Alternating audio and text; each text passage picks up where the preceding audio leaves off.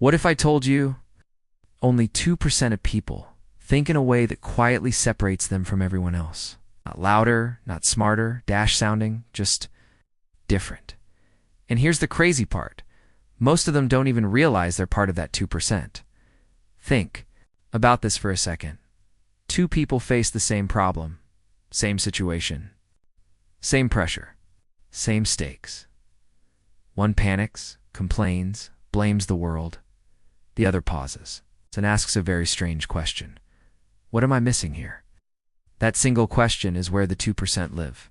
Psychology calls this second-level thinking, and no, it has nothing to do with IQ tests, fancy degrees, or using big words in arguments. In fact, these people often look slow at first. Let me explain. Most people think in straight lines. Problem gives. Reaction, opinion, gives, defend it forever. Mistake gives, hide it. But the 2%? They think in layers. When something goes wrong, they don't instantly ask, who messed this up? They ask, why did this make sense to me 5 minutes ago? That sounds simple, but your brain hates that question because it forces you to admit something uncomfortable. You might be wrong.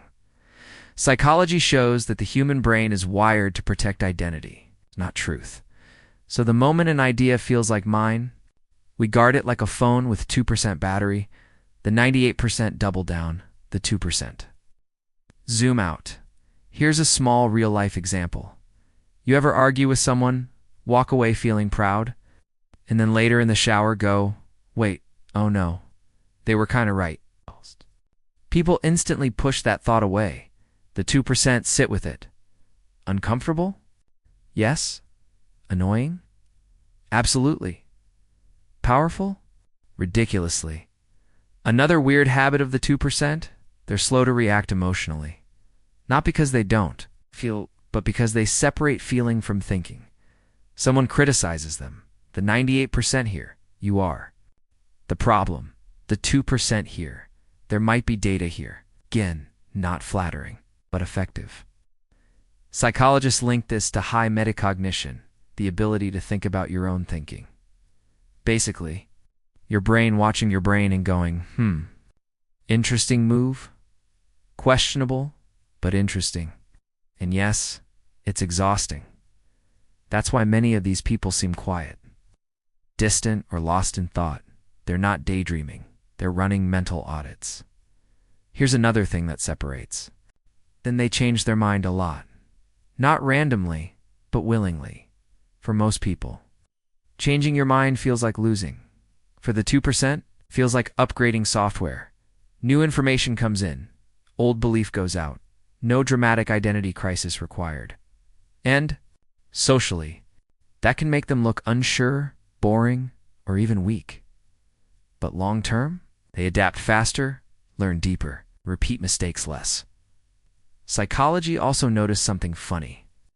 These people often ask better questions instead of giving answers. In meetings and friendships and arguments, while others are busy talking, they're listening for what's not being said.